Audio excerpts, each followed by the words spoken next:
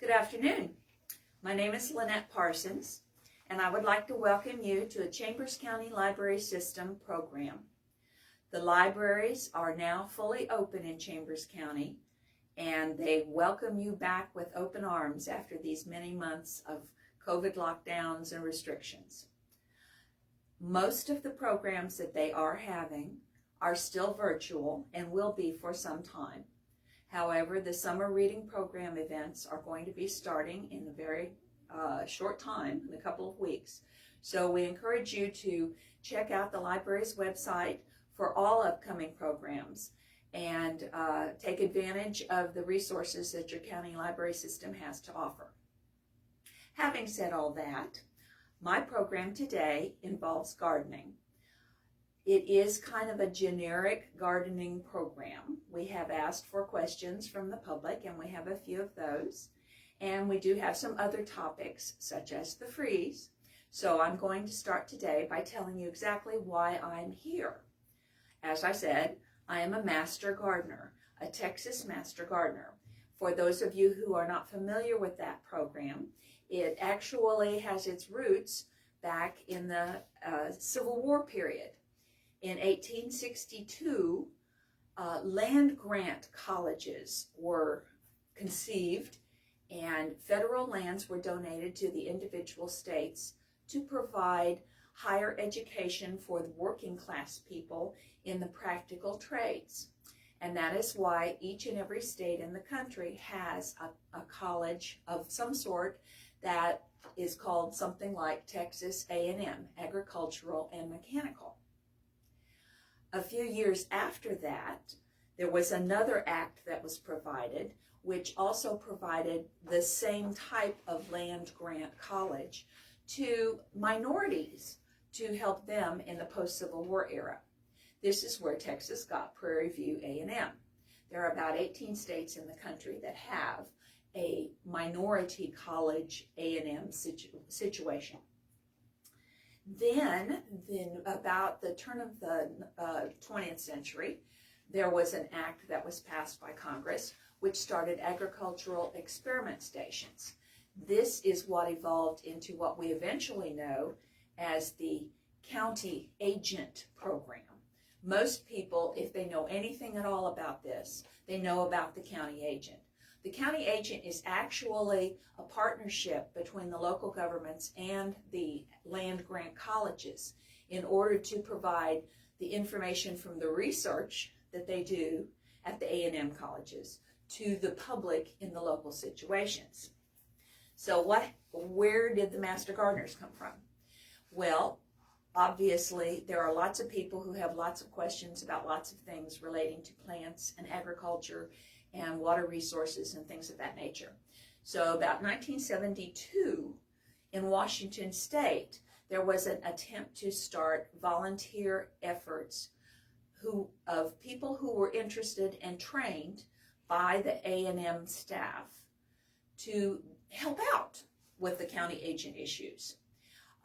That led to Montgomery County in Texas in 1978 forming the first Master Gardener program in the state. And now there are Master Gardener programs in about 56 of our counties. Master Gardeners go through a fairly rigorous training. We call ourselves Baby Aggies, and we have a mission to assist with spreading the information that we learned in our classes to the public. We do site visits. We do programs like this one. There are public speaking engagements. There are articles in papers. There are various demonstration gardens, such as one that is over in Pasadena in the Harris County Precinct 2. And so there are a lot of things that we provide. We assist with the whole agricultural extension effort. One of the things that I would like to mention is there is a website called Aggie-Horticulture, which is at Texas A&M, and they do have a wealth of resources there, a lot of flyers and information about specific topics. They also have two major programs that are out of Texas A&M. One is called Earth Kind Landscaping, and that involves the kind of research that has been done at A&M, and they work on things that are kind, but with a bent towards the home, horticultural, landscaping things, water resources, integrated pest management, which is a program that is designed to be as least harmful to the environment as possible. Then there is also the Texas Superstar Plant Program, and I highly recommend this for anyone who has lost a few plants in the freeze. The Texas Superstars, and they do have a website specifically under that term, are plants that have been tested by A&M. They have been tested under a variety of conditions all over the state, and as a result, they are recommended for use all over the state. They go from trees all the way down to annuals, and the annuals, they will have specific varieties named. They give you all kinds of the information on the growing conditions that you need. So those two websites in particular are really great.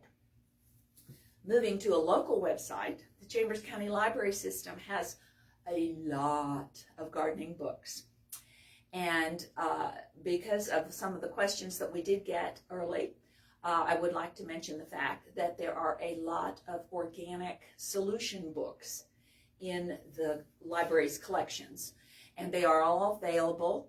If for example, if it's at Winnie and you're in Mont Belvieu, you can reserve that book and it can be delivered to Mont Belvieu for you. The organic materials that are usually the most prolific are put out by a publisher called Rodale.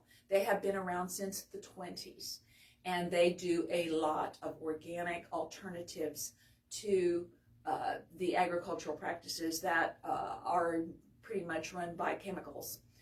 So you might want to look for organic solutions to some of the problems that you might be having if that's the direction you want to go.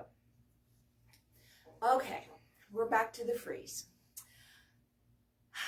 I might be writing, you might want to write down some of these things in case you have ideas of things you might want to replant or whatever. But I don't know about you, but February is getting to be a scary month.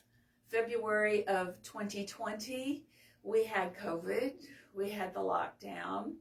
February of 2021, we had the freeze. I'm a little apprehensive about February of 2022, but in case something does happen, you heard it here first, you know, just keep your eyes open.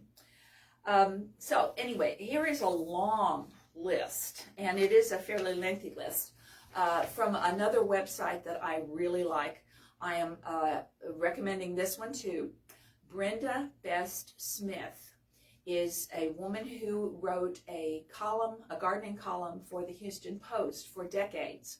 And she now has an online gardening newsletter. It is called the Lazy Gardener Newsletter. And this past week, she published a list of plants that came back after everyone thought they were dead. And people have been sending these in to her. So if you are looking to replace some items that truly are dead, you might want to consider something in these lists. And there's a significant number here. I'm going to go slowly.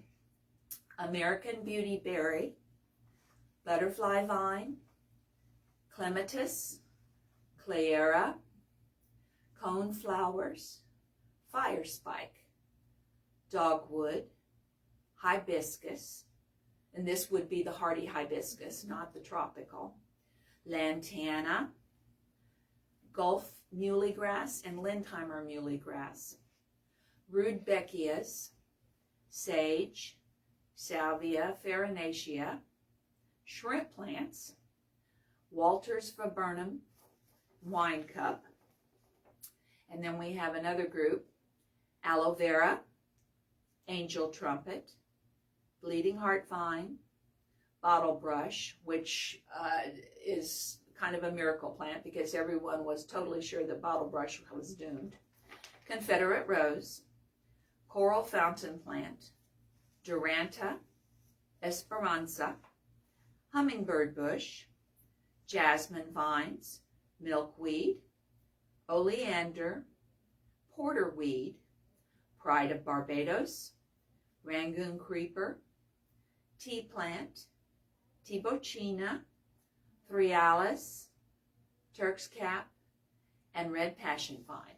So those are some proven suggestions of plants that you may want to consider in your replanting situation. I've been kind of surprised at the amount of vigorous growth that has occurred after I cleared out all the dead stuff in my beds personally. So I hope you are having the same good luck. Now, moving on to lawns. We have several situations with lawns. During the winter, there are a variety of different fungal diseases that do occur. And as a lawn grower who does not do too much of anything to their own lawn, I can testify that brown patch is one of the most consistent fungal issues that does occur in a lawn. Brown patch is a winter disease, and it gives you an irregular kind of deadish spot. Granted, no grass is really growing well in the winter, but you can see that there is a difference in the area. It is a fungal disease. It is related to the cooler weather. The summer months, the spring and summer months, bring a different set of issues. One of the issues is take-all root rot. Another one is sod webworms. Sod webworms and their friends, the chinch bugs, are all embedded in the soil, and they do the same thing that take-all root rot does, which is they go after the roots. Everybody's nibbling on the roots. The take-all root rot in this issue is a fungus. The others are bugs. They are the larval stages of moths. And those are some of the things that you do need to be aware of now that we're moving into the warmer spring and summer months. I can tell you for one thing that funguses do not like alkaline soils. So if you want to improve your lawns and eliminate some of those fungal issues, you want to use peat moss or cornmeal gluten to help acidify the soil. There are also commercial products that will do some lawn acidification, so you might consider that. The ways you can tell that you're going to have some sod webworm or take-all root rot issues is you can actually lift patches of the what looks like a dead area in the grass, and if it comes up and there are no roots, you've got a problem. You can then test to see if if it's a sod webworm issue, you can put down a little open can of water, for example, a tuna can with both ends open, pour some water in it and see if you get some bugs that float up.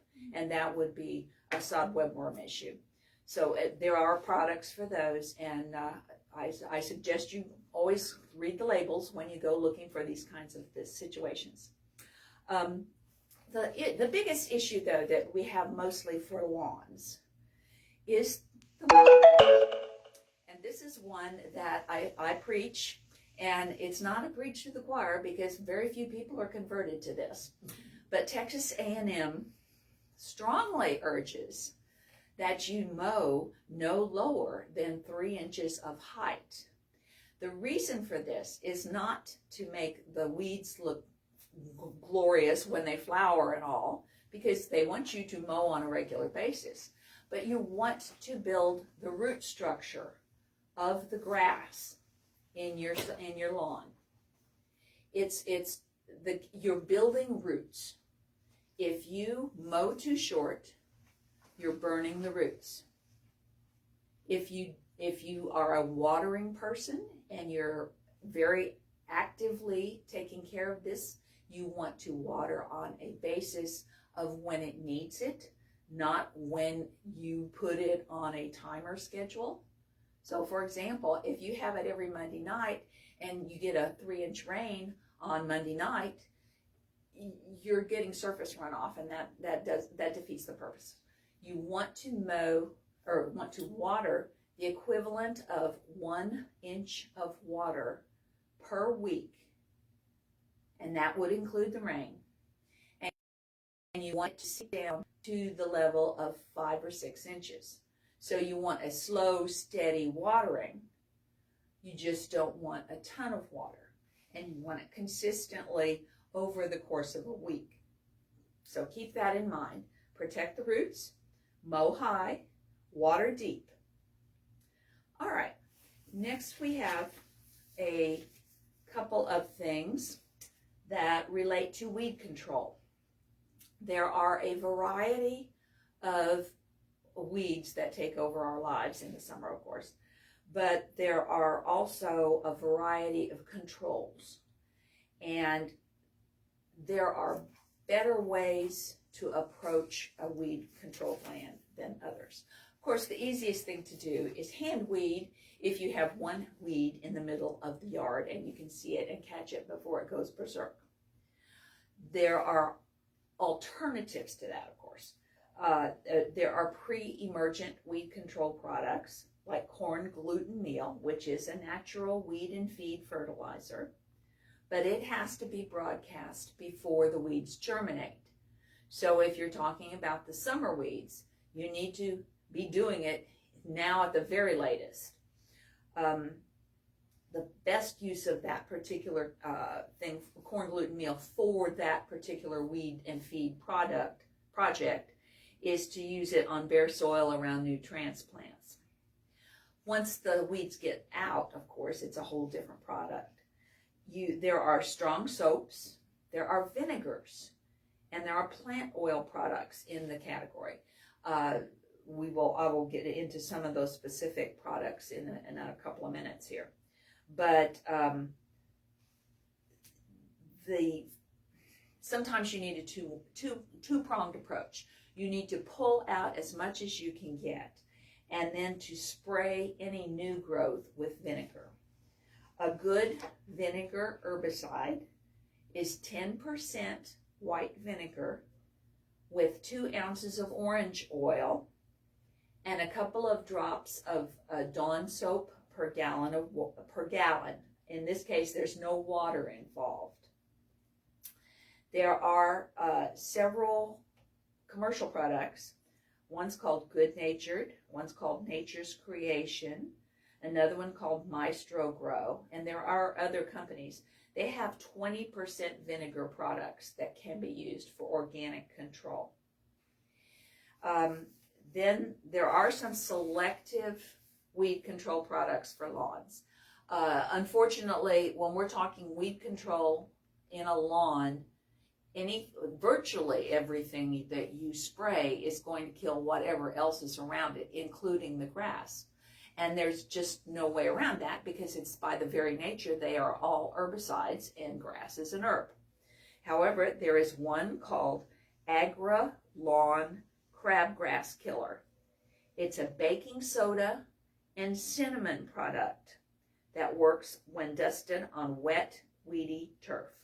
It kills crabgrass, chickweed, clover, and many other weeds, but does not hurt Bermuda, St. Augustine, or zoysia.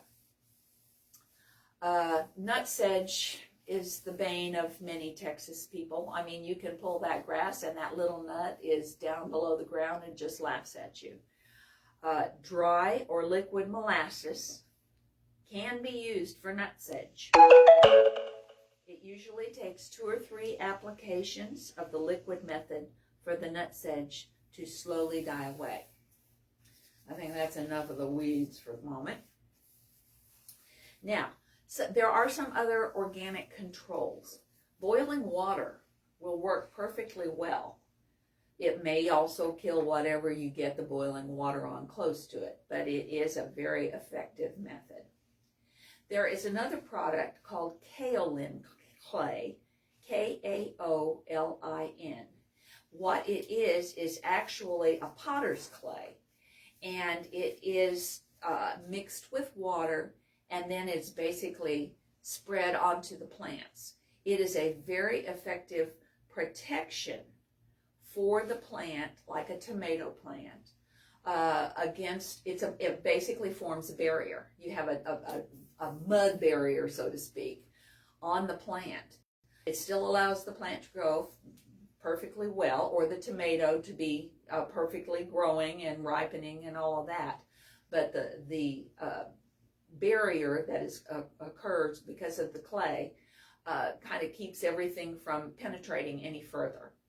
It is something, obviously, because it is a clay, it is a dirt. It has to be reapplied every so often, but it is an effective use of that kind of material. Neem oil is a classic. Neem oil is a dormant oil. It is organic. It is used as an insecticide.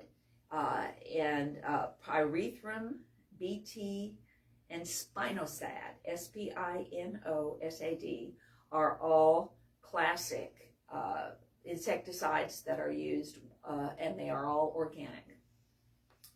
There are also a couple of interesting herbals. There's something called D-limonene, Limonene, which is a citrus oil, obviously, and rosemary oil extracts. Those are both used for organic controls. Then if you have a snail and slug problem, you might want to consider diatomaceous earth, which you can get fairly easily, or iron phosphate. Both of those do the same thing that crushed eggshells will do around a plant if you have a snail and slug problem. They basically provide an extremely rough surface, and that the snails and slugs have extremely soft bodies, and that is a control for them. All right, fruits and fruit trees have their own issues with insects, and there are some spraying issues that you might want to consider at this time of the year. Late afternoon or evening is the best time to do some fruit tree spraying, whether it's citrus or peaches or whatever. You should have already been on a spraying schedule, of course, since before the bud break back in January or so, or after our freeze. But late afternoon or evening, every 10 days, will help with any kind of major control of an insect issue. You want to stop any kind of spraying 2 weeks before you start harvesting. So, of course, you have to figure out when that is and just cut it out. Spinosad, which I just mentioned, deals with leaf miners and caterpillars. Malathion will work on scale, whitefly, and mites. Now, let's talk tomatoes. Tomatoes have their own set of issues. They are a tropical plant. However, they do not necessarily work well in tropical temperatures, particularly when the temperatures get high. And we have had a very bizarre year for growing tomatoes. It has been cool, it has been hot. We've had a couple of really hot days, but then we have really a couple cold days. So we've been lucky in that this has been, since the freeze, it has been an ideal time for tomatoes to flower. Once it gets to the high temperatures that we normally would have already started seeing, it's going to be too hot for them to flower at all. So you keep that in mind when you're growing tomatoes. They are a wonderful fall crop. They are a wonderful early spring crop, but you are not going to have much luck in June, July, and August. There are new varieties that are heat resistant. They are not totally effective, but there are a dozen new varieties out there that are available. Some of them are starting to be available locally, but you can Google that term, heat resistant tomato varieties, and you will get a list of what is currently available.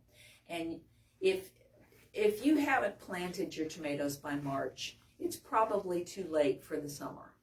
But if you want to experiment, those heat-resistant tomato varieties will be the way to go, rather than the celebrities and the early girls that you are used to. We've also had a blessing from the freeze, and that is the fact that the insect population seems to have reduced remarkably. I'm very happy about that personally.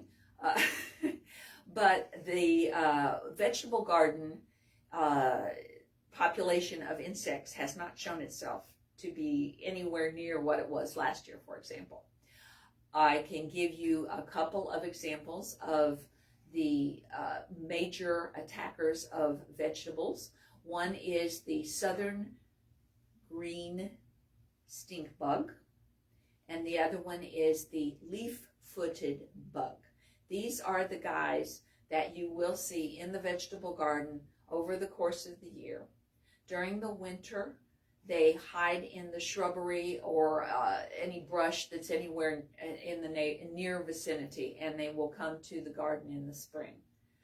The leaf-footed bug, we frequently get calls. Someone says, there are about 50 to 100 little teeny tiny red-orange bugs crawling all over my tomatoes or my whatever, and they look like spiders or something. Those are the larvae of the leaf-footed bugs. You can try using strong blasts of water. You can try using some of the other methods that we have recommended earlier. But they are, hand picking is a wonderful way to do it. Thumb and finger, TAF, that's the method that works the best. But you also want to consider alternatives, and that is the companion planting that you might want to do around your tomatoes to protect them. Because if you, for example, marigolds and sunflowers are two flowers that are very, very effective in attracting the stink bugs and the leaf-footed bugs away from the vegetables that you're trying to grow onto the sunflower, for example. And you will find a sunflower that is just covered in these bugs. And that is one very effective organic method of control, because it keeps them from there. The other major problem that you have, well, there are some caterpillars that do occur in the garden. And those, of course, are easily picked off if you can spot them quickly. But ants are a big issue. They are always a big issue. They are going to come to an area which is regularly watered, so it keeps it nice and cool. It is turned up, so it's not as hard for them to mess with when they are making their ant nests. The ants also have a tendency to farm the other bugs that might be there. So they will actually work to increase the populations of the other bugs in order to make so they can get what they want off of those insects. So ants can be a bit of a problem in the garden. And when you're talking the fire ant population, of course, you are talking major issues. Now, you don't want to put fire ant poison everywhere in the garden, but you can spread it outside the border of the garden, and hopefully they will carry it back to the nest if the nest is in the garden bed itself, and bring it to the queen, and hopefully that will help reduce the population. There are a lot of products that you can use in the vegetable gardens, but they do involve very specific requirements. For example, days to harvest, or whether you can spray it, or whether you can just kind of put it somewhere near the perimeter or whatever. But pyrethroids are one of them. There's one product is called Ortho Bug Be Gone. And then there's another chemical called cyfluthrin. And Bayer Advanced Garden Products is one of the brands that is carried there. So you might want to look, if you are having an ant problem in the garden, various organic or regular chemical products are available. It's just, they are not easy to eliminate completely, but it is something that you need to keep aware of. Let's see, I'm getting some questions in. What can you use to kill vines that are suffocating a tree? Okay, you've got several different kinds of vines that grow really well in this area. One is honeysuckle. One is Virginia creeper, which people frequently mistake for poison ivy, but poison ivy has 3 leaves on each branch. Virginia creeper has 5, so it looks more like a hand. Virginia creeper and poison ivy both look beautiful in the autumn because they do their leaves turn red, but you don't want the poison ivy, obviously. The poison ivy, neutron bombs don't seem to work as well on that as they do on people, but you know, if you've got one handy, it might be worth a try. The rule to identify poison ivy, poison oak, and poison sumac is leaves 3 quickly flee. Berries white take flight. So keep that in mind when you're investigating vines crawling up your trees. If you have the Virginia creeper, it's not going to do anything harmful to the tree. Frequently, vines look more dangerous than they are, but it's a symbiotic relationship with the tree itself. The tree is supporting it, but as long as the tree canopy is sufficient that it is growing its own leaves and they're not being covered, you shouldn't have any trouble. One vine that can get a little out of hand is wisteria. And wisteria, if you are familiar with it, has those beautiful blue lilac flowers in the spring. They are just gorgeous, but it is an extremely vigorous vine, and it will take over a tree. And in that case, you're going to have to do some serious control if you do not want to eventually destroy the tree, although it can live for a fairly long time. It's just that the wisteria is so vigorous that it will eventually grow through the canopy. Right offhand, I am not thinking of any other vines that might be of an issue. But once again, if you are looking to remove vines from the tree, you are probably going to want to chop as much of the lower branches near the bottom of the tree. And then you might want to take an herbicide like glyphosate, which is Roundup, which is not one of the more popular things right now, but it is one of the things that will take care of poison ivy. But you take the Roundup and a paintbrush and you paint the cut ends of the vines, and then there are extensive root systems with these vines, and you're going to have to do this over and over and over again. Oh, I just thought of one more vine that is really nasty. It is called smilax.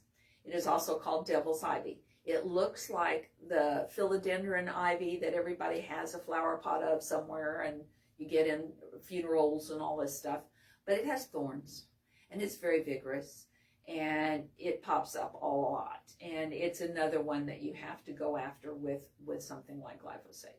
So those are several vines that probably would go somewhere near a tree and start going up. But the poison ivy and the poison ivy and the Virginia creeper are probably the 2 most common that I've run across in this area.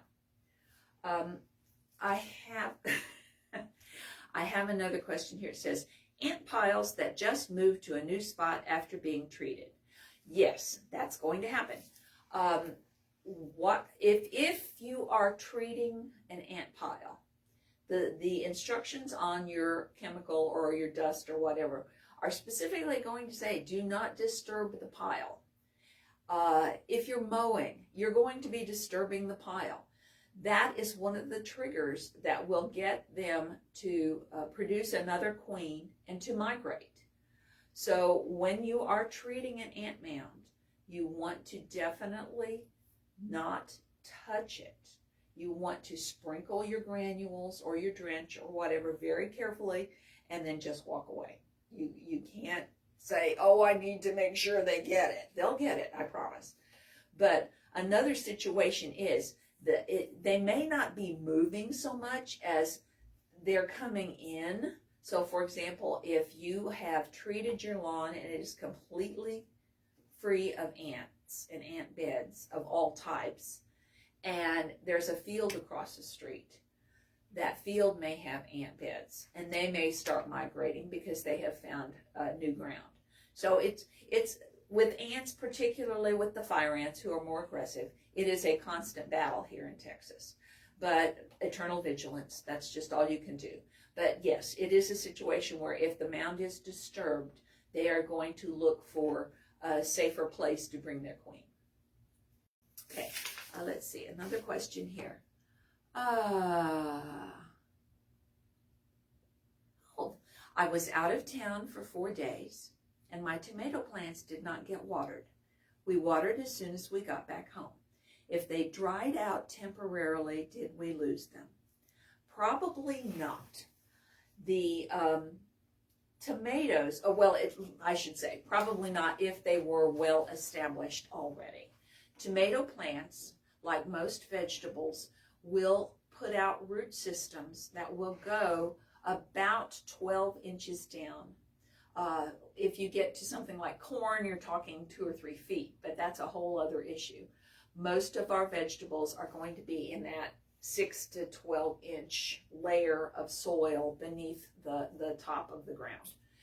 If you got them in early enough, if they were well established, ideally if you had some mulch there, and of course we had a little warm weather and tomatoes like their water. 4 days, I had the same problem. I had some surgery recently and my plants got neglected and the soil dried out very, very quickly. But everything's coming back. So do not lose faith. It's just one of those situations where you recover what you can. More than likely, given the fact that we have not had extreme heat and extreme sun in the last few weeks, it's been very cloudy, it's been coolish, you probably will recover those tomatoes. There's another question, let's see. Where was it? Best flowers for heat and little water. Okay, little water. There is a term called xeriscaping, Xeriscaping, and that means basically gardening with the environment in mind. For example, West Texas has totally different gardening needs and situations than we do here in East Texas with our 60 inches of rain a year. Xeriscaping tries to address that. And in this particular case, heat and little water, and since we're talking about here in our area, I would presume it's somewhere near concrete or in a rock bed or something of that nature, because we don't usually have that issue with little water. Succulents are always a good situation for that, but if you're looking for flowering plants, I would suggest that you go to that Texas Superstar site and look at the annuals listed there, and they will give you some ideas for the water levels needed. Now, you can find a lot of not water resistant, that's not the right word, water tolerant, let's say moisture tolerant, moisture intolerant plants that are available. You may not find a lot of annuals, but you will find flowering plants like perennials. Mexican heather, for example, is a plant with a small blue flower. It will spread quite effectively as a ground cover, and it tolerates a variety of water levels. The zinnias are another example that will tolerate some dry conditions. I would suggest that the Texas Superstar plant might be a good place to look. You might also look on a book that you can easily get at the library. It's called A Garden Book for Houston and the Gulf Coast. It is put out by the Roseland Oaks Garden Club in Houston. they've been doing this since the 20s. This is like the 8th edition. It is my Bible for gardening in our area. And it has a huge number of recommendations for plants in different conditions. So that might be another resource you might want to try. My goodness. We're having a popular question thing today. Do you have any more nifty garden sayings to help us remember things like the leaves 3? Well, this one is not specifically garden related unless, of course, you happen to run across a snake. And that is the one about the, let's see, yellow and black. Okay, yellow and red. Let's see. Red and yellow kill a fellow. Red and black, friend to Jack. And that has to do with the little coral snakes. And so if you run across a small snake, they're usually small, usually less than a couple feet. You look at the bands of color, and if it's red and black, you're okay. If it's red and yellow, you want to run away as fast as possible. If I think of anything here in a minute, I'll let you know. What are your favorite gardening tools? Oh, that's a good one. All right. I have, let's see, it's okay, one of my favorites is, I call it my potato digger, but it's a spade, but it is small and it is rectangular. It's not a big shovel. It's not the big spear-headed shovel, arrow-headed shovel, so to speak. It's a little square tool. And they are small. They are designed for turning very small areas and getting very deep very easily. There's something called a scuffle hoe, which I like very much. There's also a little hand tool called a hearts hoe, which I like as well for getting in and out of the little spots in the flower beds, for example. You can use some of those little hand tools to get some of the weeds out with very little difficulty without disturbing a bulb or the roots of a small bush or something like that. That's interesting. How can I try to conserve water while gardening in the summer? Water in the morning. Don't try to water with a hose. If you have to water with a hose, do not stand there with the hose with the spigot on it and water the leaves. That will grow you some lovely fungus. You want to water the soil itself. If you have the means, a soaker hose, and of course this is ideally when you put down your garden bed in the spring. If you put a soaker hose in the vegetable bed and spread it around, then you are going to get a more even coverage. You will get more water into the soil where it needs to go. That is probably one of the better methods at all. Another thing about the water is if you have mulch on your flower bed, your bushes, your vegetable garden, whatever, if you have a mulch covering, that is going to help with the retention of water. So you do not have to worry about the constant watering because you've done the 1 inch a week kind of thing that I mentioned earlier, and it is going to stay in the ground. And of course, that's not a situation that will help you with flower pots or with hanging baskets or whatever. In those particular situations, you need to water probably once a day. But once again, you want to water wisely. You want to water early in the morning when they can get the best use of the water that you're putting into the pots or the soil itself.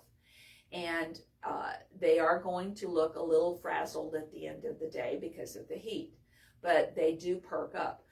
But getting them water early in the morning means that those roots are not going to dry out in the afternoon. They will still have some water to conserve them. I have a question. Do you recommend the little bulbs that you put water in and you stick it down in there? For a flower pot? Yeah, Yes. that's great. Yeah.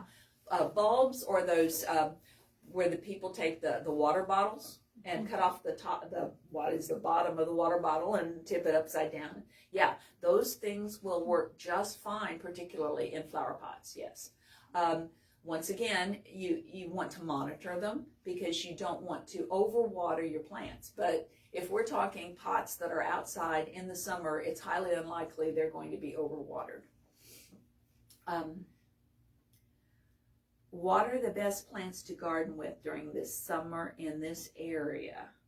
Well, now that's a wide question because we could be talking bushes, we could be talking flowering plants, we could be talking vegetables. Once again, I would suggest that you might want to consult either the Texas Superstar website or the Garden Book for Houston and the Gulf Coast to see what kinds of things are there. I'll do another little brag here. Once a month in the Baytown Sun, in the Progress, in the Seabreeze Beacon, and in several other sources in the area, I do a garden column and I try and do like what you should be doing this month. And that would be what kind of things you should put into the ground right now. For example, in the vegetables, we've pretty much, it's too late for tomatoes. It's not the right time of the year for spinach at all. You plant spinach in January. But right now is the perfect time to put in your okra, to put in melons, put in things for like your autumn squashes, like your acorn squash and stuff like that. This time of the year is great for black-eyed peas and all the field pea types. Those are the sorts of things that you would put in now. For flowers, well, it's way too late for petunias or snapdragons. Caladium bulbs would be lovely this time of year to go in the ground. They need heat. Vincas. Vincas are another one. Interestingly enough, you don't want to plant vincas before June because there's some kind of fungus that will attack vincas if you plant them when it's too cool. So you want to wait until it's nice and hot for them. And of course, they will give you lovely color all summer. So there's a few suggestions anyway. If I want to have a lovely summer garden but am on a really tight budget, how do you recommend I start it? Okay, I would recommend that you first start with your soil. Soil is 90% of what you're going to have to use to make a successful garden. You need to know what your soil is made up of. You need to know how it drains. You need to know if it's got enough material in it, enough nutrients for the plants to grow.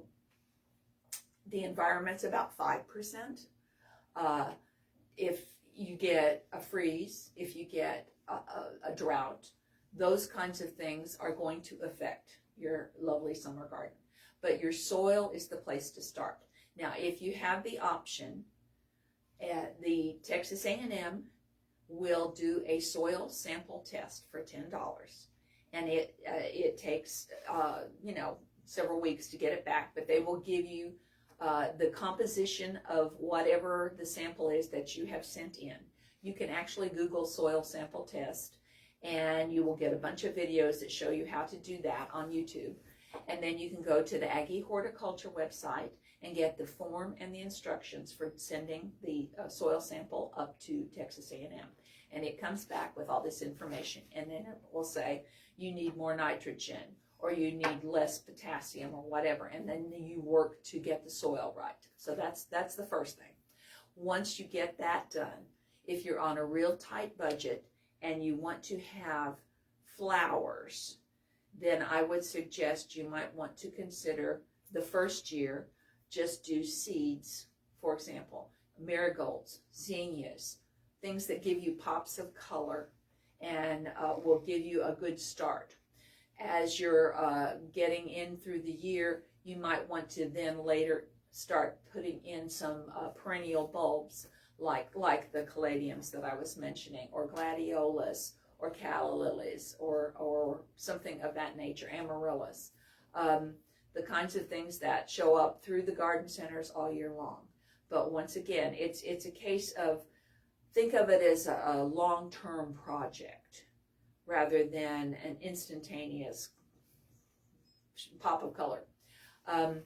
Go with your seasons. You might only be able to afford the sale racks at the big box stores, for example. I haunt the sale racks at the big box stores because if you go there frequently enough, you will catch something that they may have just put on there recently, and they do look a little bedraggled.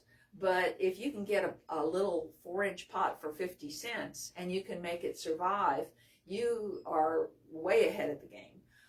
So keep that in mind. If you are a frequent shopper at the plant stores, look at all the pretties that they've got up front, but go to the back and look for the racks where it has the junk and see if you can make things survive.